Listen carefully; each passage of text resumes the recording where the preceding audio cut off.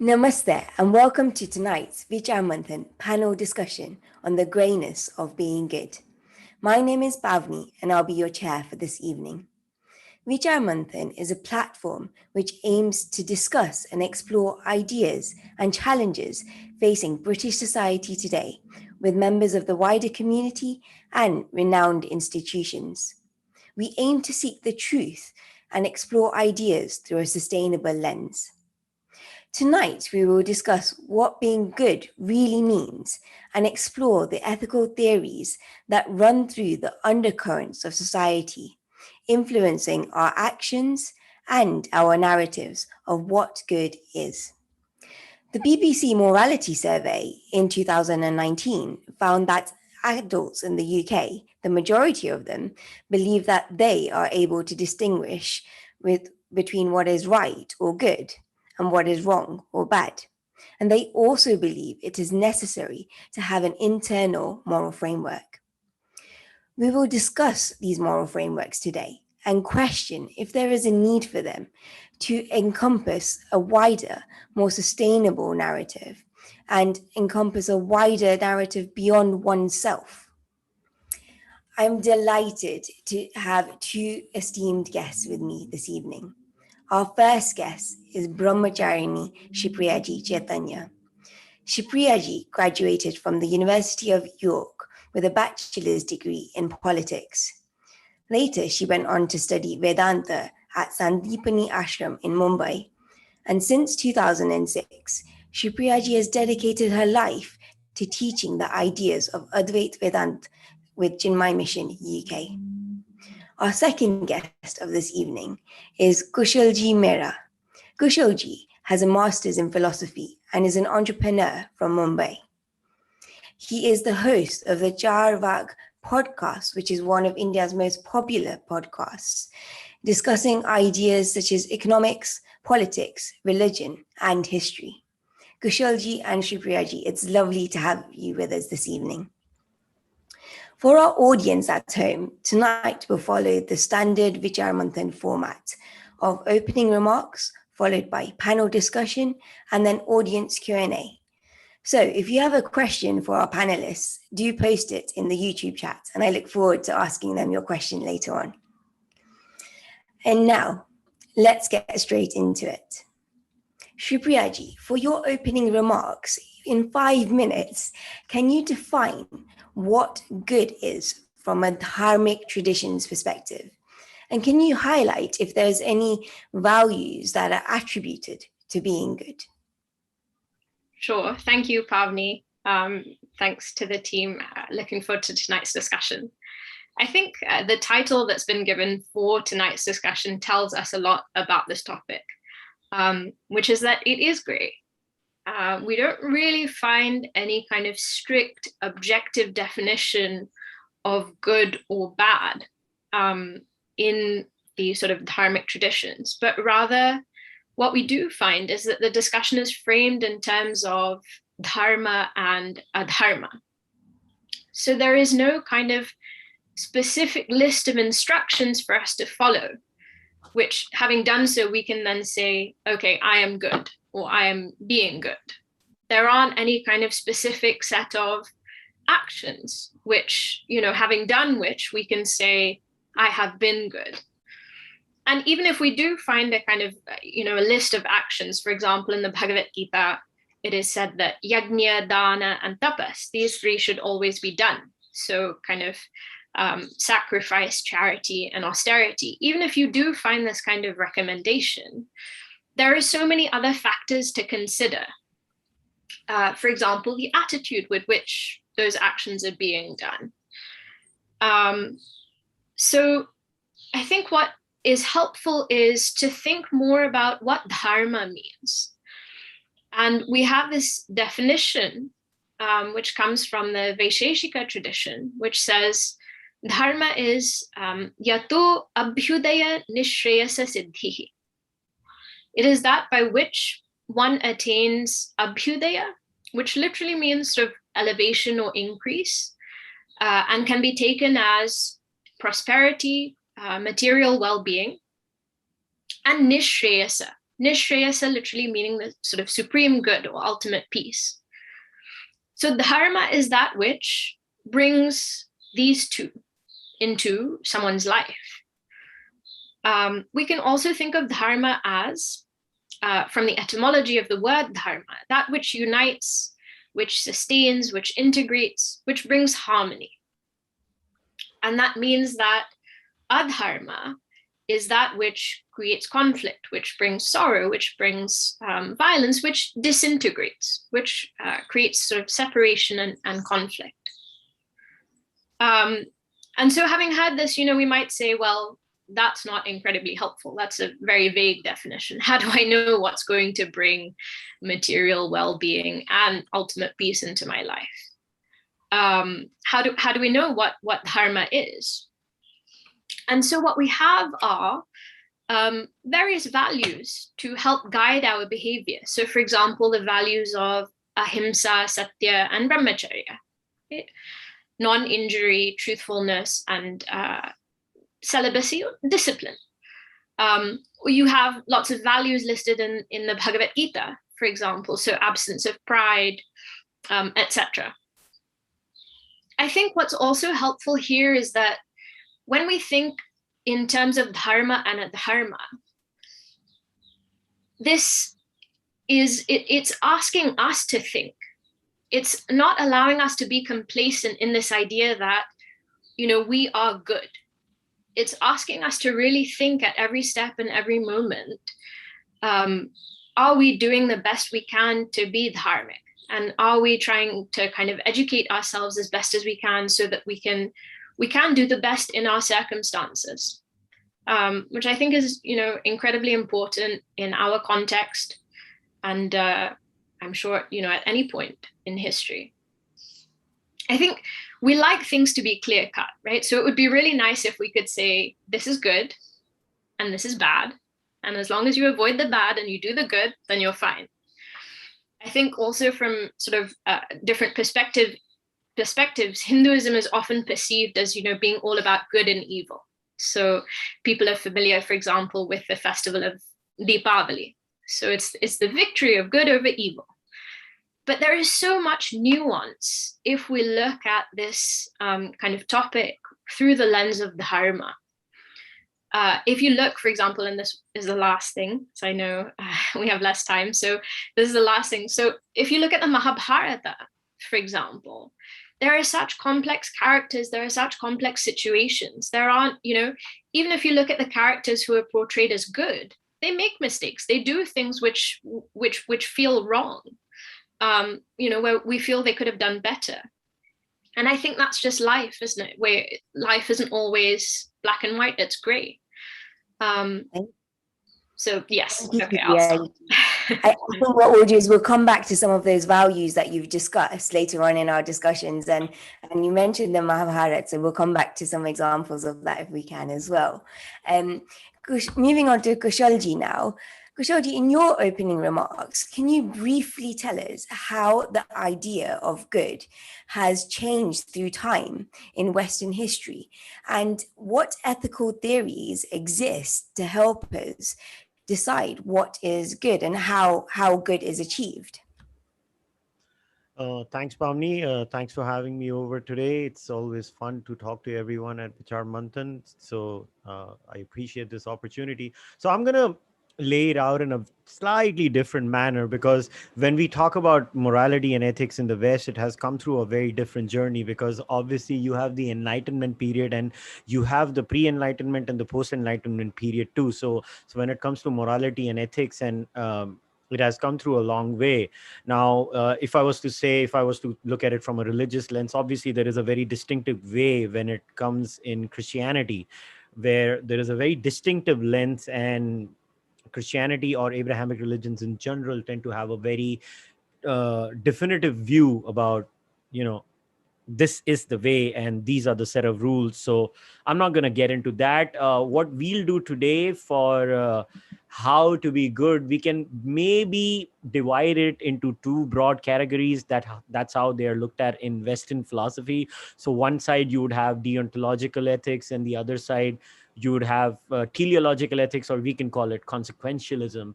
So if you're talking about consequentialism, so what is consequentialism is a natural question, right? So consequentialism would be something that focuses on the consequences or the results of the action. So one of the aspects of consequentialism was utilitarianism. Now Bentham, Mill, and I think it was Higwick. These guys were the classical consequentialists or the utilitarians. Now, their philosophy was the greatest happiness for the greatest number. So whatever action you take, it basically you take the total sum of the good and you take the total sum of the bad, and basically divide it. And if the good outweighs the bad, then that's the best action that's supposed to be taken. Now, in contrast to consequentialism or utilitarianism, you had deontological ethics. Now, in Western philosophy, the most famous proponent of deontological ethics was Kant, Immanuel Kant. So basically, deontological ethics says that something has to be based on a set of rules, or a maxim or a standard. So Kant was always about, set a standard, and then it does not matter what happens.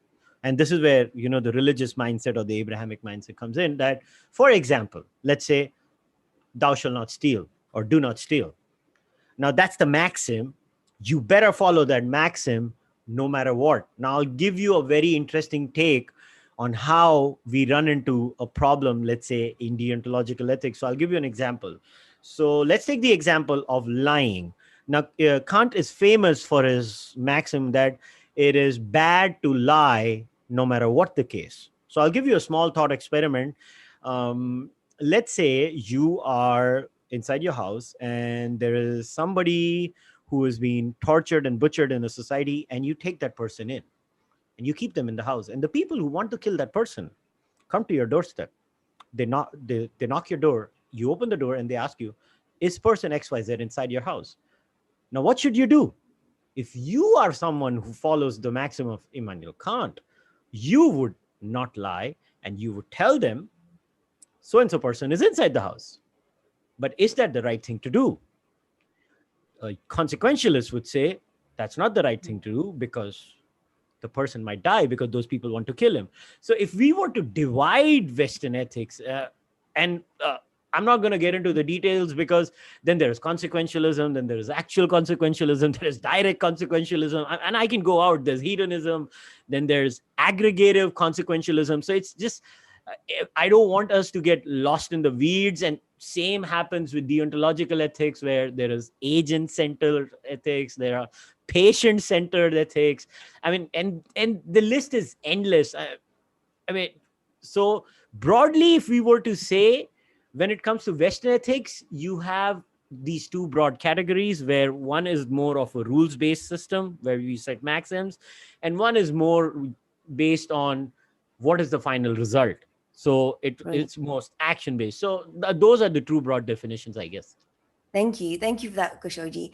So that following on for that, actually, I want to bring Shripriya ji in.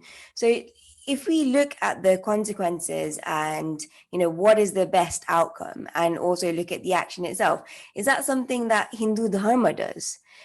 So for example, if I see an individual in need, do I help them because the outcome of helping them is going to lead to good consequences from a dharmic perspective? Or do I help them because the action of helping in itself is good? I think you would look at both, but you would also look at what is the individual's motivation and intention in helping, right? Am I helping because there are people watching, and if I don't help, then they will punish me or they'll think badly of me? Am I helping because I think I'll win an award by helping? Or am I helping because I believe it's the right thing to do? I have the capacity to help, and I feel compassion and empathy for that person who is in that position. So I think that also is important, and that also kind of has to be weighed when we're thinking about the particular action. Okay. And so using these sort of things about empathy, consequences, and also looking at the action and intention, how do we cultivate an internal moral framework to discern between what is good and what to do?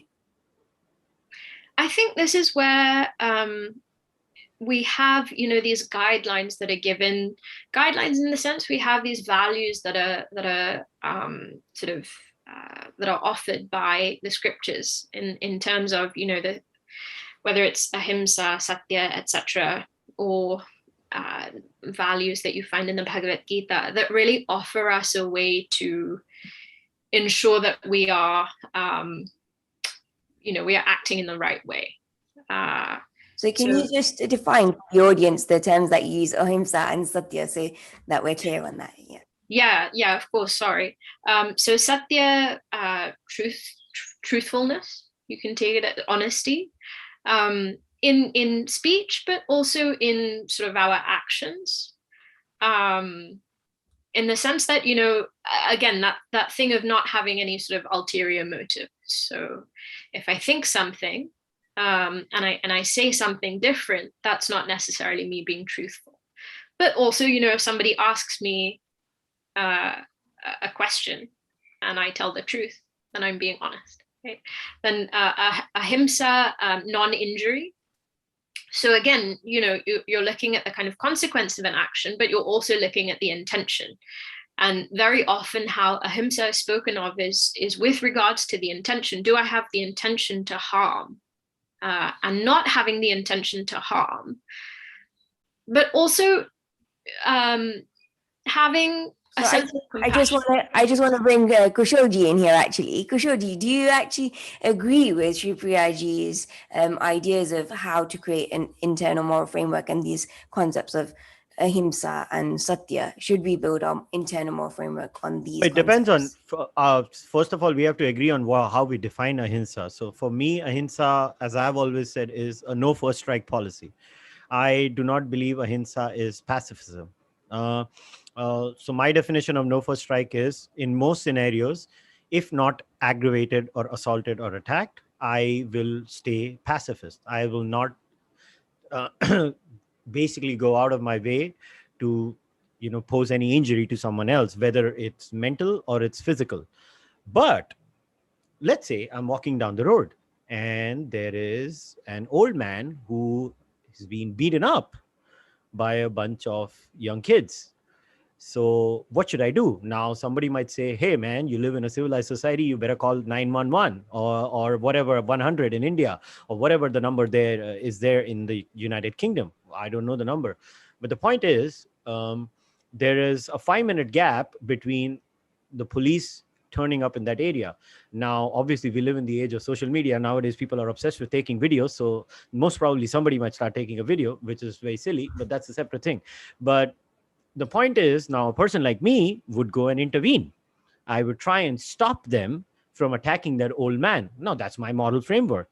Now, did I do the right thing or did I do the wrong thing? I prevented injury on someone else. Now, in that process, they might attack me. Should I defend myself or should I not defend myself? So my definition of ahimsa is very clear.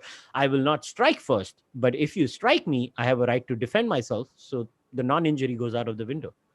So is that looking at more so your intention behind your action is to help an individual, and then also the intention is to defend and not cause harm rather than anything else if you were attacked? Would you agree with my summary? Yeah, it could be, but see, it depends on the scenario. On an individual level, sometimes it happens. So I'll give you an example. I'm not justifying it. So please, in fact, I'm opposed to people going to other countries under the garb of freedom and democracy. So it happens all the time in a particular country where they basically invade other countries. Now, this is an issue of ethics. It's an ethical question. People forget how much ethics are part of foreign philosophy, foreign policy. Now, if you see some injustice done in another country, let's say in the case of India, we see injustice done to minorities in Pakistan. How should India intervene? Now, somebody might say, you intervene militarily. I'm not someone who believes in that. Let's be very clear. But the point is, you can make a case for that. In some cases where, what if look, you guys are in the United Kingdom. all of you must be knowing someone who suffered under Idi Amin. You guys remember, right? So how does one deal with a scenario like that? So the thing is, and I just want to add another part over here, because I showed you the blind spot of deontological ethics. Now I want to show you the blind spot of consequentialism. Now, consequentialism always says, so the greatest common good. But what if sometimes the society decides what is good is basically pretty bad? So I'll give you an example. A society that believes in So a particular... I'll just come in there. So Kushalji, what if society decides what is good is actually bad? So, and that comes back to cultural relativisms, which is sort of an up and coming idea in British society of, you know, from my understanding, does that mean that I could have a concept of what is good and what is right, and you could have a concept of what is good and what is right? And would they both be right, or is there a higher good? Obviously, I am a moral objectivist, so I don't believe in cultural relativism. I believe morality is objective. The only problem is we do not have definitive answers in every scenario. So let me draw this for you.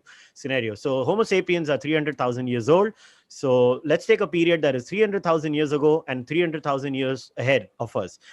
Would beating up and cutting fingers of a 2-year-old child be good 300,000 years ago? Would beating up and cutting the fingers of a child 300,000 years ahead be bad? So I have literally given you a moral objective standard, which starts from the current Homo sapien species that we are to 300,000 years down the line. It will always be bad. So morality can be objective and can be definitive, but it's not always that case. And just because we don't have good answers, people often confuse lack of good answers with relativism. Excellent, thank you. So Shripriya, do you agree that morality is objective from a dharmic perspective, and using the values of Satya and Ahimsa, does that bring about objectivity, or does it leave room for sort of subjectivity? What are your thoughts? I think it's an interesting question, because I think from the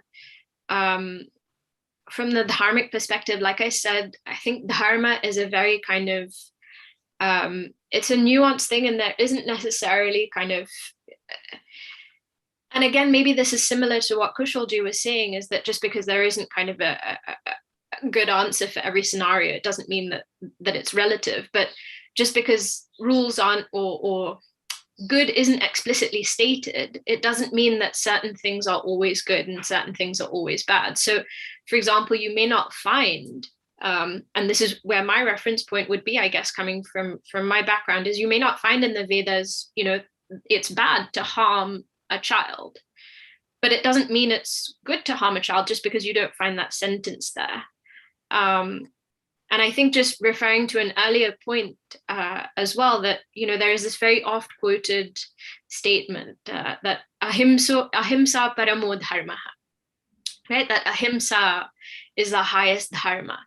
But very often what gets left out is the second half of that, which is that dharmo himsa tathaiva cha, that, if you have to fight in the name of dharma, then that's very much allowed. It doesn't mean that you just kind of have to be passive in every single situation, every single circumstance. That's not necessarily dharma. That's the thing about dharma, is you have to look by situation, by circumstance. So I just want to come up with that question. You mentioned Dharma and Satya a few times now. So does Satya, or is Dharma equivalent to Satya? So could you sort of just clarify, because you've mentioned what Dharma is and what Satya is, but is it equivalent? I think perhaps following or trying to inculcate the value of Satya would help someone to be dharmic. Maybe I wouldn't necessarily equate the two. So if I needed to create an internal moral framework, using the concept of Satya would help me. Is that what you're saying? Yes. Okay. I think so. I think it's not everything, right? Because again, you will have circumstances where, like the example that was given earlier, that, do you lie to protect someone? if somebody comes and asks you, and if you say, no, I'm following Satya in my life, and I will tell you, because this is this is a value that I'm following. Interestingly, I've heard, and this is anecdotally, so I'm not sure the sort of veracity of this, but there was someone who had made this a firm rule that I will live Satya in my life. I will not compromise on it. And somebody said, but what if this exact same example? What if somebody asks you and you have to lie to protect someone? And they said, I will say, I know, but I won't tell you. And you can kill me, but I still won't tell you. But I will not lie. So, there are lots of different ways that situation can, there are different ways that, someone could respond to that and not compromise. But it's kind of like that thing, you have the spirit of something and you have the letter of the law. So if you decide to just follow the letter of Dharma, without really understanding the spirit of it, that, it is this thing that is supposed to bring harmony, that is supposed to bring integration, then you're really kind of, we're betraying Dharma if we just say, no, this is said, and therefore we're just going to do it. That doesn't really make sense to me. Okay, so you mentioned harmony and so Dharma, and that is which sustains. So am I right in believing that that is also which leads to flourishing? Is that correct? Yeah. Okay, so Kushalji, if that is the case, and we should do what leads to flourishing, where is the limit as an individual? So, for example, as a healthcare professional, I've always been told to be altruistic. But what happens if helping others leads to the detriment to myself? Where should I set the limit? Well, that's the problem, right? Which is what I was talking about earlier on, that this is more of a consequentialist way of thinking, right? The greater possible good, the best possible outcome. But what if a group of people living in that society basically come up with a pretty bad standard of what is considered good, and they decide that, what, these minorities out there, these minorities are the problem, and we, the majority, think it is in our good that those minorities should be wiped out, and it's the greatest possible good, right, for that section of people, but it's problematic. So that's where we run into problems. So this is the thing. What I find very interesting in scenarios like this, see, I have never understood people who are staunch consequentialists or staunch utilitarians or staunch deontological folks. It's like your ethics and morals fail in unique situations at unique times. So what the focus should actually be on is an issue-based answer. What people do is they want an absolute answer. The absolute answer is available in few situations. What we need to do is you have to look at the best possible effective answer. So if we can focus on that, from that, if that is your starting point, and which is where I can tell you how I live my life. My life is lived by a very simple principle. I use Mahavir as Anekantvad. So it's very simple. So Anekantvad is not relativism, because Anekantvad has the 7-tier system where Syad Asti, Syad Nasti. If not this, not that, that's okay. But the point is that in the end, it does say there is some truth. So there is an objective standard even under Mahavir's system. So what there is some Satya. There is some Satya. Yeah. So the point is how Shripriya ji has said that we have to have flexibility. So I always found that flexibility in Anekantvad, where it gives you flexibility, but if there is someone at my doorstep, I know what to do. That is the whole point. And to answer your question, so look, you have to, this is where Karl Popper's problem rises, right? The paradox of tolerance. So if you tolerate the intolerant, what is the limit of tolerating the intolerant? What if the intolerant outbreed you? Then they take over. Then good loses anyways, right? Yeah, excellent points, Kushalji.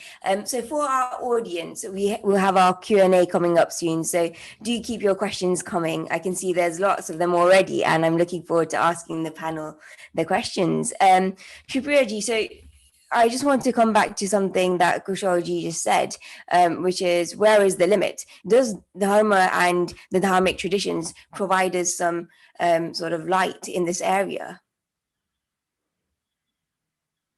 Sorry. Do you mean, so is there any sort of are there any kind of hard limits in terms of our actions and behavior? Hard or soft limits. So I think Kushalji mentioned that it's really hard to just say we should do this, this, and this. But as an individual, how do we discern we're faced with moral dilemmas all the time. And you mentioned before speaking that people come to you for advice for moral dilemmas. So how do you help them cultivate that internal character and ability to discern what is the right decision? So actually, could you give us an example of a moral dilemma that someone's come to you with, and how you've used those sort of values that you mentioned before to make the good decision or right decision? Sure. So I think, so for example, one question that often comes up for young professionals is, I'm working in a sector that is not necessarily aligned with dharmic values. I'm working in a sector that prioritizes profit at the expense of XYZ. Do I need to change my job to be dharmic? Should I quit my job so that I'm not, adding to the consequences of the output of this company, or whatever it may be? So again, this is such a kind of, how do you tell someone, yes, you should quit your job, or no, you shouldn't quit your job? And actually, I don't think that's my role at all. Like, that, it's not what I'm here for.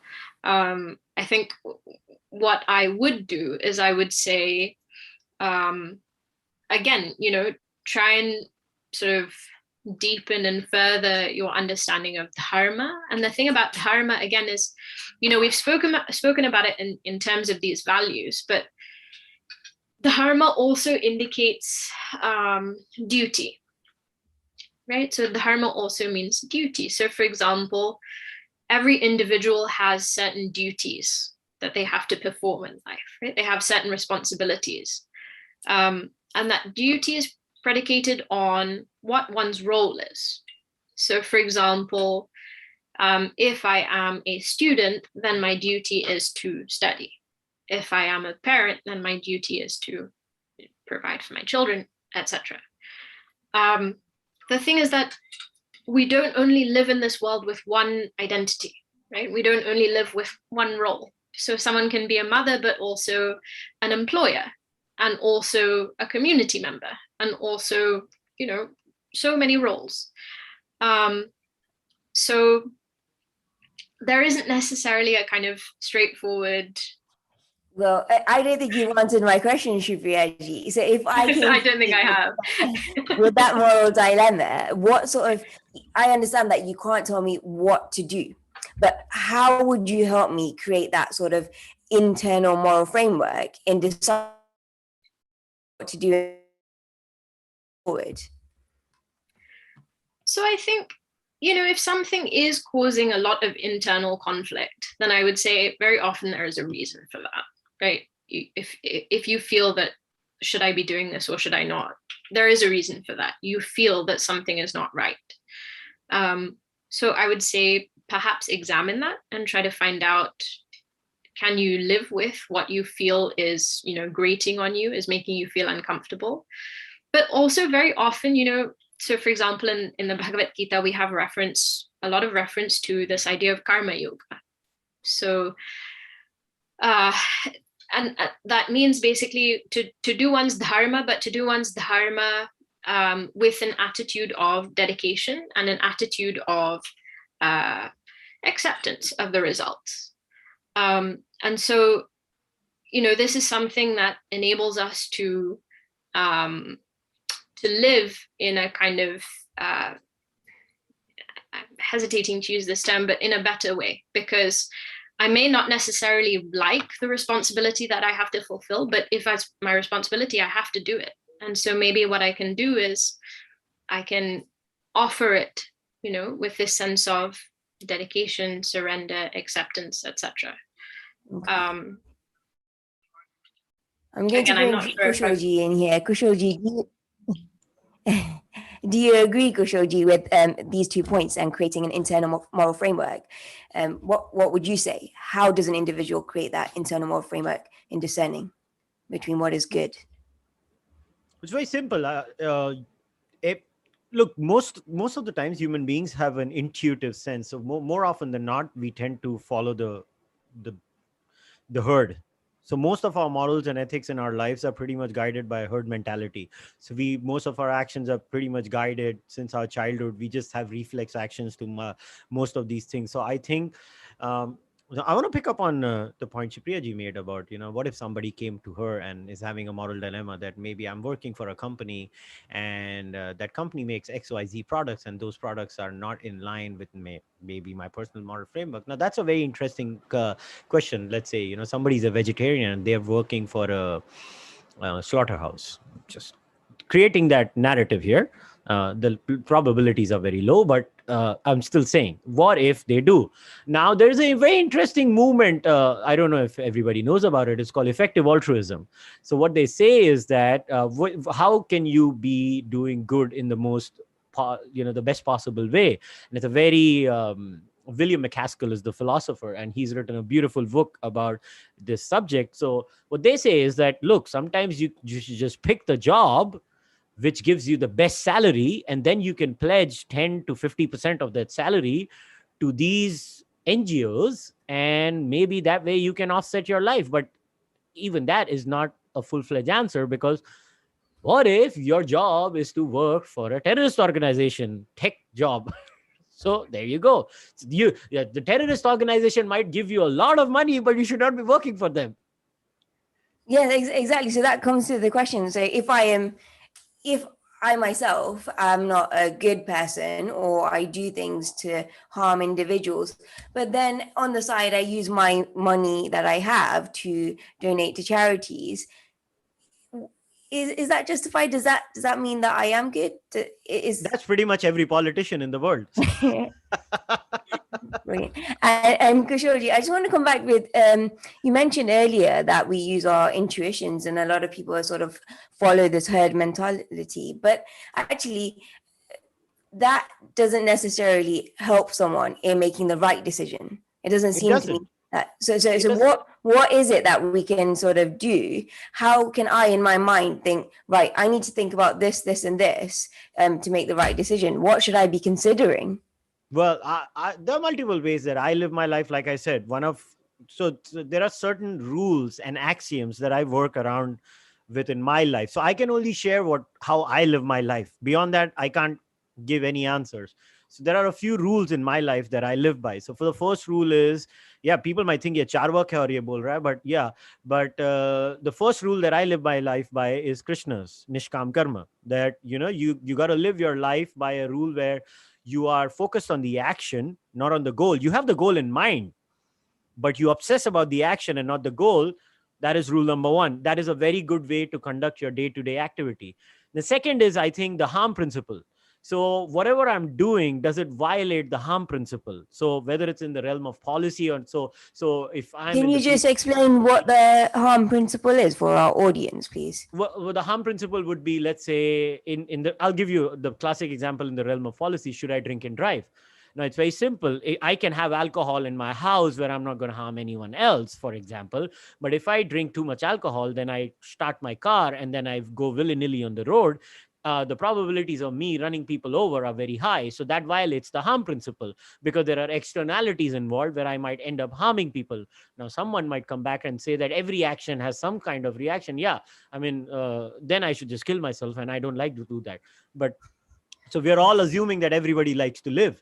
So in that case, so the harm principle is another thing that I live my life by. And like I said, anekantvad.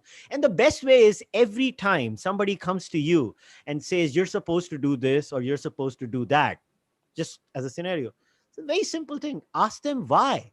That's the best way to find the best answers most of the times in your life. In my case, every time somebody, I mean, that's the greatest lesson my elder brother gave to me when I was growing up. I mean, he just said, So Kyon question pooch? why? You just Yeah, question, and what question question? everything and everyone. Yeah, people might find you annoying at times, but that's fine. Okay, so Shripriyaji, Kushalji mentioned the harm principle and sort of living up to a limit, which does not harm others. Do you agree with this, or I I'm sort of on the edge. I don't think the harm principle necessarily leads to good. It's sort of just testing my limits. Where can I sort of extend my arm to someone's face, but not really punch them? That's what it sounds like to me. But what are your thoughts on this from a dharmic perspective? I think there is this idea of being good that Swami Chinmayan and the sort of founder of Chinmay Mission articulated as being aggressively good. And what he meant by that, I think, is that, you know, we're not just kind of being passive, but we are living what we understand to be the right thing. And we are living in such a way that we are making it easier for other people to also be able to do the right thing. Right? So it's not just, okay, I've done what I think is right and I'm good and I don't care what anyone else does. But it's, I'm going to make sure that I do the right thing. And maybe through being an example or, you know, whatever it is, but maybe it's also the effect that I have on the world around me.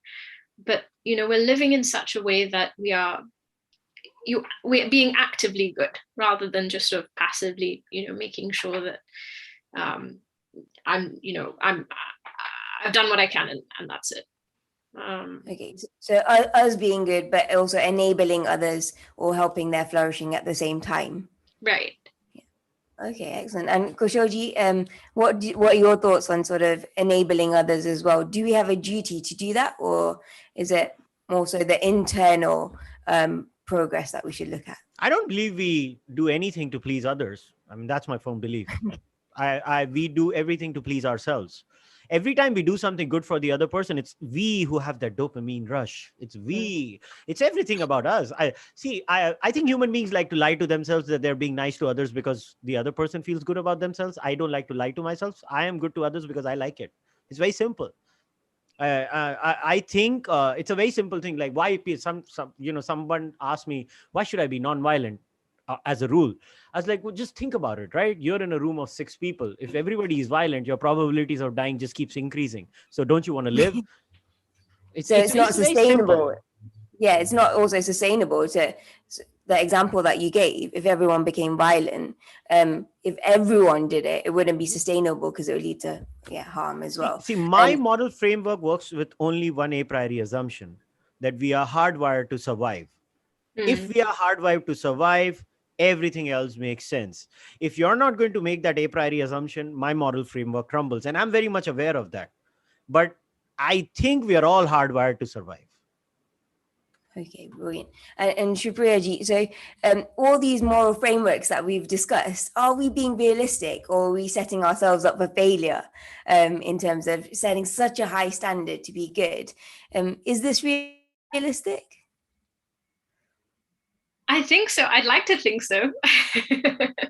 I think, you know, the thing is that in Sanatana Dharma, or at least in Advaita Vedanta, there is never perfection in a relative sense. Perfection can't be achieved in the relative world. Everything is limited. And, you know, we all have some limitation or another. So the thing that we can really do is just do our best.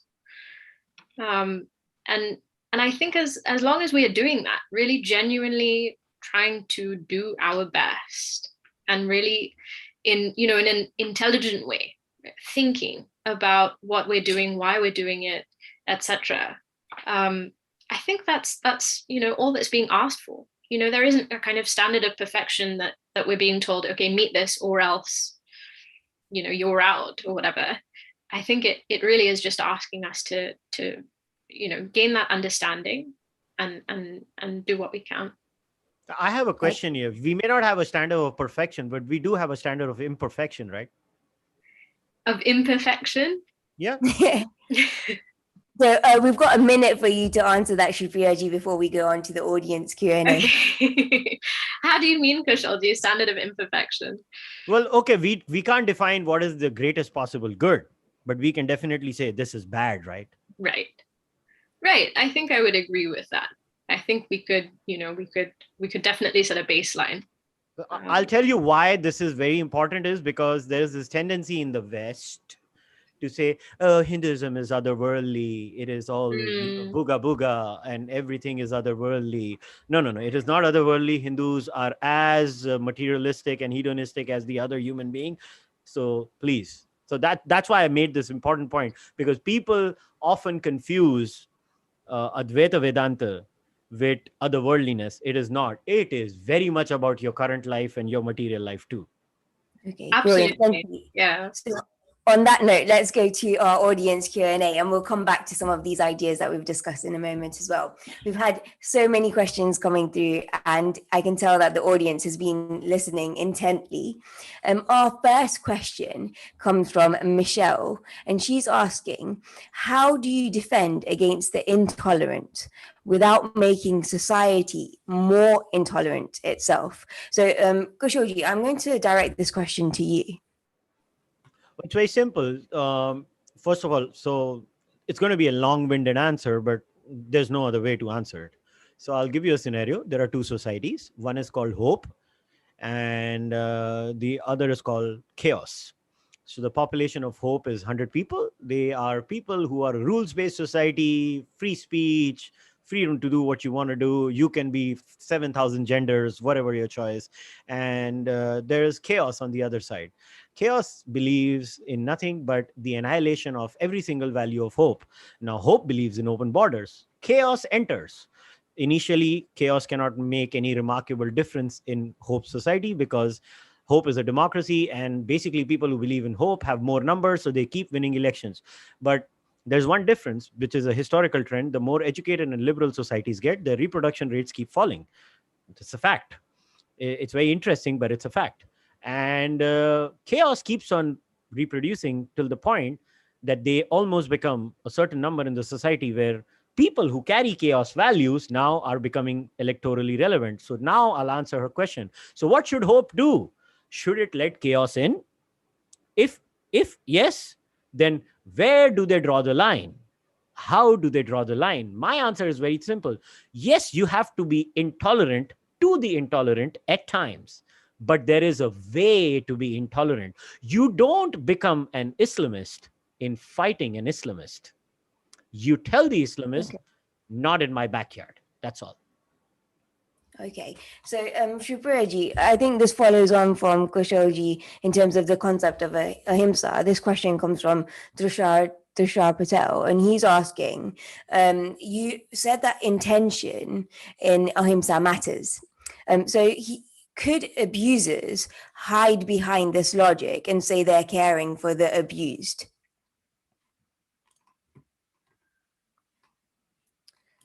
Sorry, my mistake. I think potentially maybe they do. Maybe there are cases of this being the case, where people sort of convince themselves that they're doing the best for someone else when they are in fact enacting harm. I think that's probably, well, maybe this is a too broad a statement, but maybe that's a minority of the time. And most of the time, like Kushalji said, I think people have an inherent sense of, or an intuitive sense of right and wrong most of the time. And most of the time we know when we're doing wrong by people. And Shripriya, this question goes to you again. This is from Padma Ben, and she's asking, is Dharma definitive as a moral framework for an individual or society? And she's saying, don't we have millions of ideas of what good is? Right. I think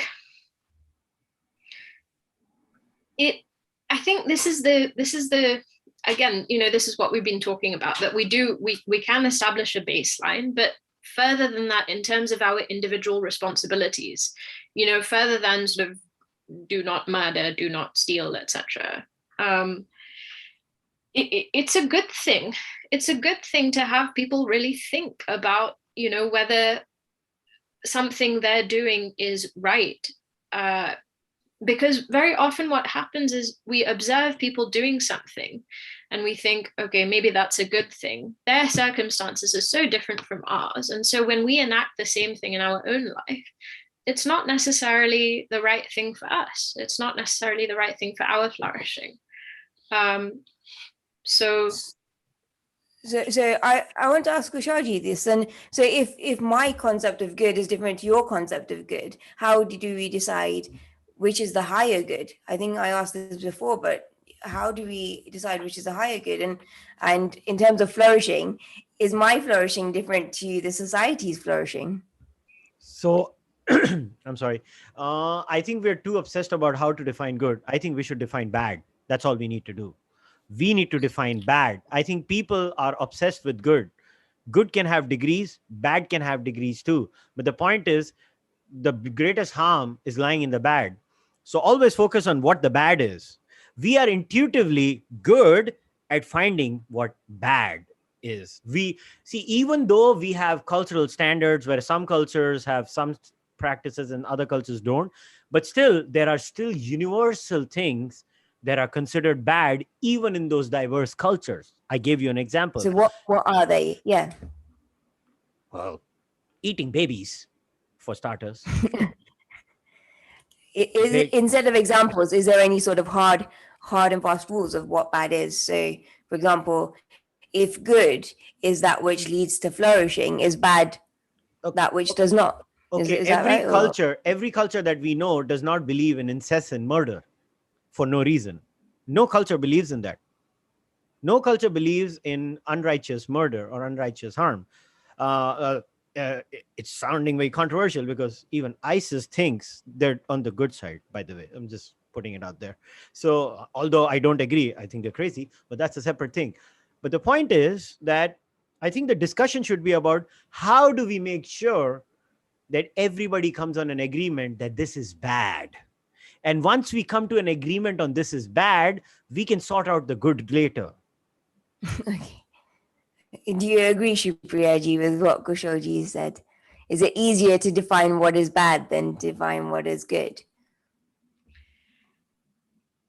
I think it would definitely it would be helpful if we could all agree on what's bad. I think it would be really helpful in the sense that, then we would all we'd be on the same page in terms of what we're trying to avoid. And then we'd all have the space to try and understand what is good from our different perspectives. So I think it is definitely a helpful way of thinking about things. Yeah. Okay, so this question comes from Vidulaji Becker, and it follows up on what we said about what is bad. She's asking, was Krishna right to tell Dronacharya that his son was dead? So I think she's referring to the to Ashwadhama. So was Krishna wrong? Was he bad? What do you think? Is this for me or Shripriya? So if I can ask Shripriya first, and then Kushalji, I'll come to you as well. I think, in one way you could answer and say that Sri Krishna being divine could not have done anything wrong. There's one way of looking at it. And therefore I want another answer besides that. I will give you another answer. So that's that's one way of looking at it. I think, again, if we look at, so why did he do it, right? So you could say, he was dishonest, he lied, he told an untruth. Why did he do it? Because, at least as it's framed in the Mahabharata, they knew that there was no other way that they would be able to defeat Drona. And therefore there's no other way. And, he was one of the kind of sort of pillars of the Kaurava army. There is, they didn't see another way to defeat them. And this is like perhaps if we can link the example that Kushalji earlier, this is sort of very often how we understand the Mahabharata as the Kauravas are sort of that chaos group, and the Pandavas are sort of that hope group. But again, we're making it into black and white. But to come back to the question, I think most interpretations of the Mahabharata would say that, or most commentators, traditional commentators would say that, yes, it was the right thing for him to do. I'm sure in the contemporary space there is more discussion on that. But yeah, generally speaking, that's the sort of analysis that is done. Yeah. Kushalji, what are your thoughts on this? Oh, I have no issue. Sri Krishna is right. End of story. Kauravas are in toto bad. I can define them as more bad than the Pandavas. You're defeating more bad. To defeat more bad, you do strategize. Strategy is absolutely fine because it leads to the greater good. Very simple. For me, I have no issues. Kauravas bad, strategy right. So, Shripriya, so if it was me and I was in a situation, could I use Krishna as an example and say, well, Krishna lied, so it's okay for me to do so then? I think, again, you have to look at the context. So very often what we do is we say, we look at the surface, right? And we say, okay, Krishna told a lie. So that means in my life, whenever I want to, whenever it's convenient for me, I can tell a lie. And it's not because, there was a reason.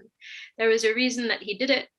And unless we are in the same position and, the same sort of outcome hinges on our telling a lie, I think it's not really, it's not an excuse. Okay. Excellent. Thank you for that. Our next question is directed to Kushalji from Brother Betker, and he's asking, do you think there is an optimum balance between consequentialist and deontological ethics, and where does that lie? I have no clue where it lies. Nobody has been able to figure that out. Like I said, there is only one rule in life. Look at the situation, become a consequentialist when it gives you the maximum output, become a deontologist when it gives you the maximum output. Like I said, if you want to, I don't live my personal life by the basis of Western philosophy.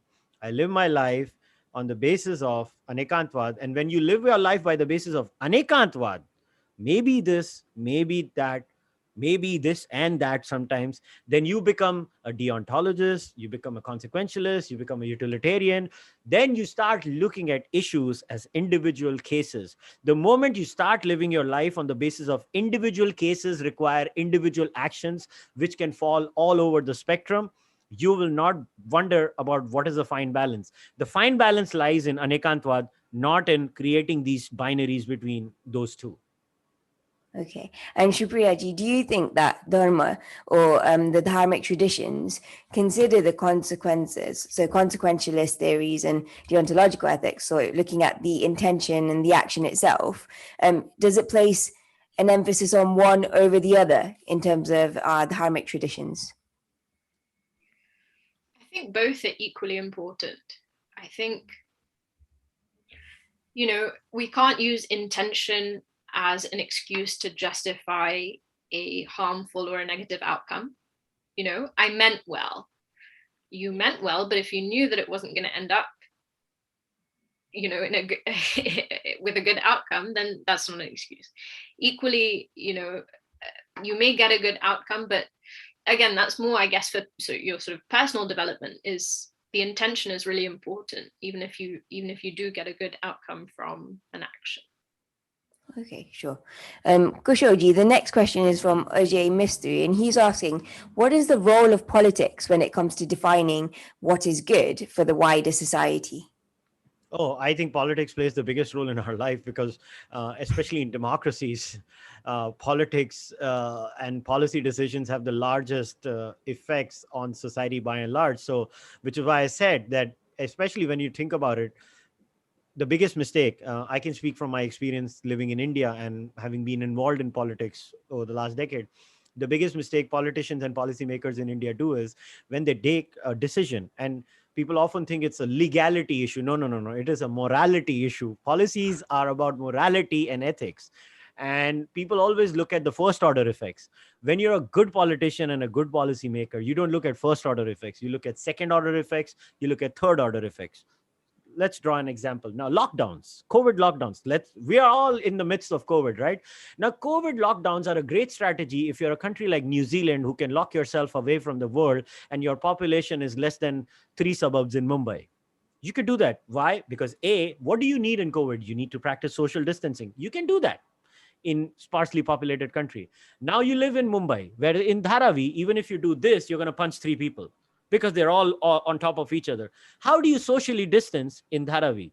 How do you then, the Indian government, justify a lockdown where it ends up doing more harm than good? So this is how you weigh in the possibilities. Now, the first order effect is if I lock down, hey, I'm avoiding COVID. But hang on, I'm really not avoiding COVID. Everybody got COVID anyway because there's no possibility of socially distancing in a city like Mumbai. But you could do that in rural India because the density of population changes in rural India. So the thing is that people don't realize how much of politics actually has an effect on our lives. For an example, should there be free speech or not? So if there's no free speech, then I can't express myself. So is that the larger societal good? Because a lot of people say, oh, my sentiments are hurt, so I don't want to hear things, right? But these are clear standards. I believe having more free speech is objectively, measurably better than having less free speech. So there you go. Again, I've given you examples. So these things are policies. In fact, politics is easily measurable. Okay, excellent. That's quite interesting. And the next question is also to Kushalji from Ravi. He's asking, does your no first strike policy at least require the capacity for a secondary and effective strike? And by extension, is lacking that capacity bad? Absolutely, which is why at a level of a country, I believe countries that are militarily weak are making a mistake. At the level of the individual, I always encourage everyone to learn mixed martial arts. It's the greatest form of self-defense. I believe if nothing else, learn jujitsu or some sort of wrestling or grappling. I think you should learn self-defense. In fact, in my own experience as a great fan of mixed martial arts, I believe the most non-violent people are fighters. Okay, so Shripriya, do you agree that, earlier you discussed increasing our capacity and our ability to do good and continuously questioning? So is lacking that capacity or having that apathy to developing one's own capacity bad? I think having that capacity benefits us, it benefits the society that we live in. So definitely, it's good to have it, to think about it, to develop it, to do what we can. And I think if the thing is, sometimes we don't even know because we don't think about it, right? So the first thing is to perhaps introspect and recognize what is my capacity, to ask that question, and then really you're in a position to do something about it. If we don't know, then we can't do anything. Okay, but say that if I know and I choose not to develop my capacity, then is that bad? Is that adharmic?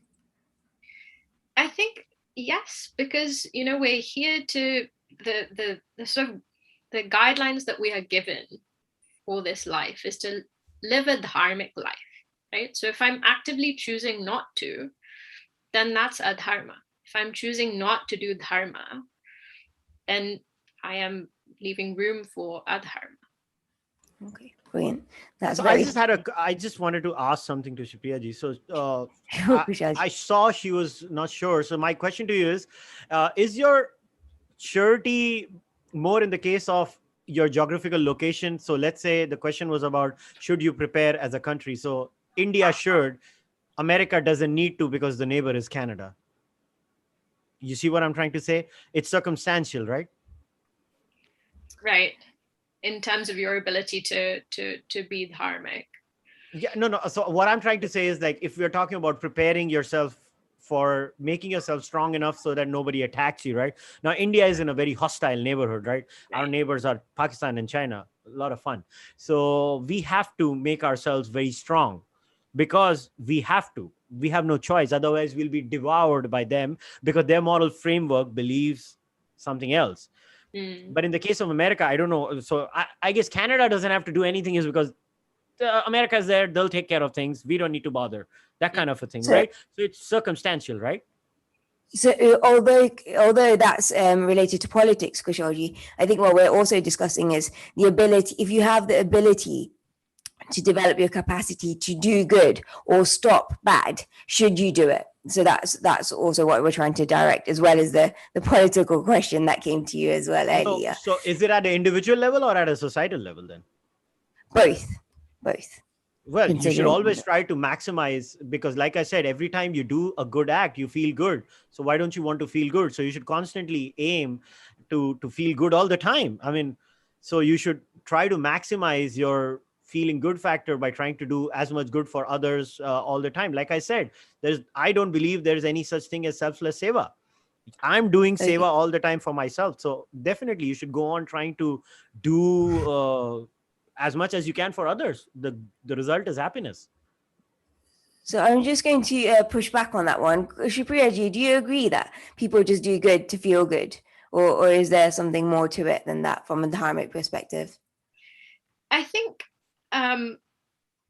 it's interesting because I think it comes back to how we think of ourselves. So, for example, if I think of myself as an individual, then me doing good or me feeling good is me as an individual feeling good. If I am identified, for example, with a community, then it may not be as relevant how I personally feel, but if my community feels good, if I can say that, then that's more important. So I think, so relating this back to the question on seva, I think it's human nature to want to be happy. And this is what, it's what Vedanta says, that we all want to be happy because our nature is happiness. And therefore, everything we do is driven by this desire to be happy, which would perhaps align with, what Kushalji is saying, that we're doing things because we want to feel good. I think, it depends on our identity then. What does it mean for me to feel good? Does it have to be me? Can it be a wider group? Can it be my family, my community, the society, the country? Okay, so extending that sort of consideration beyond oneself. Right. Okay, excellent. So that brings us to the end of our audience Q&A. Thank you to everyone who submitted those questions. They were incredibly interesting and insightful when the panelists answered them. I really enjoyed today's discussion, and I think that the topics that we've brought out and the concepts that the panelists have brought out are incredibly relevant to British society. I'd like to give the panelists the opportunity for some closing remarks now. So if you both have 2 minutes each, so it has to be very succinct, but Shripriya ji, can you just develop on that idea of happiness?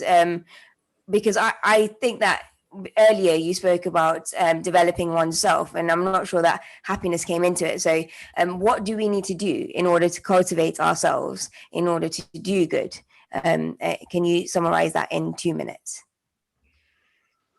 I think what we need to do is we need to educate ourselves. We need to have an understanding of, one, ourselves as individuals. We need to have an understanding of the world around us. I think we have to have the motivation to do good. And I think we have to sometimes just train ourselves to do good. Sometimes we have bad habits. Sometimes we are used to acting in a particular way. We are creatures of habit. 90% of our day probably is just sort of habitual actions. You get up, you roll out of the same side of the bed, you brush your teeth in the same way, you wash your face in the same way. So I think giving ourselves the space to think about everything that we're doing, acting with intention and understanding,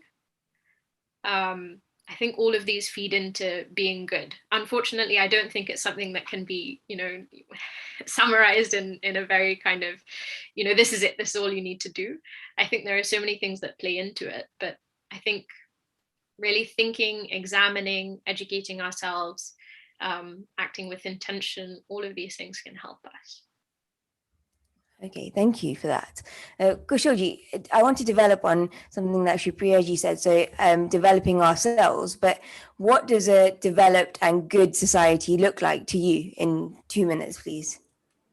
A developed and good society would have freedom of thought. A developed and good society will have epistemic humility, where a society would always be aware that I don't have all the answers. So that will be a curious society. With a developed society will have vivek buddhi, will we use common sense. A developed society would be questioning all the time. So I guess in that case, and a developed society would not lie to itself. Sometimes it's good to lie to oneself, like, we lie to ourselves that there are some things called human rights. I mean, they're fictions, but they're good fictions. So we need useful fictions too. But yeah, so a good society would have people who don't lie to themselves unnecessarily, but at the same time, they draw a balance. So I guess that would be a good society. But again, a good society's most important thing would be a society that believes that the moral arc, and this is where I'll end, is always expanding. So what was good 2000 years ago, maybe we excluded a lot of people from our pantheon of he's good, he's not allowed.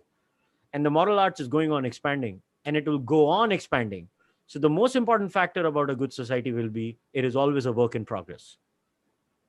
Okay, thank you for that summary. Today, we have explored the topic of good, and I really enjoyed this discussion. I hope you all have as well. In the future, before acting, I'm going to think about 3 things. What is the intention behind my action? Does this action lead to flourishing, or is it for the benefit of society? And what are the consequences of my actions? One idea that I found really powerful from today, and it's come out frequently, is that we are all responsible for the cultivation of our individual characters and understanding through continuous questioning. We encourage you to question and explore ideas, seeking the honest answer. This brings our panel discussion to a close, and I'd like to thank our panelists for this evening, Shripriya and Kushalji. It's been lovely having you on Vichar Manthan. We would like to remind our audience at home that Vichar Manthan is a voluntary organization, and the financial contributions of our well-wishers help to support the organization to continue and enable it to do its important work. We encourage you all to become well-wishers and help support Vichar Manthan. If you would like to become a well-wisher, you can follow the QR code which is on your screen right now, or the link which is on the YouTube chat. To stay up to date with our current events, you can join our mailing list at www.vicharmanthan.org/mailing list. And if you can't wait for our next Vichar Manthan event, then you can listen to our new Vichar Manthan podcast and join one of our 5 book clubs which run across the country. And if you haven't done so already, you can subscribe to our YouTube channel. Our next event is on Thursday, the 10th of July, titled The Future of Work. We look forward to seeing you all then. Good night and namaste.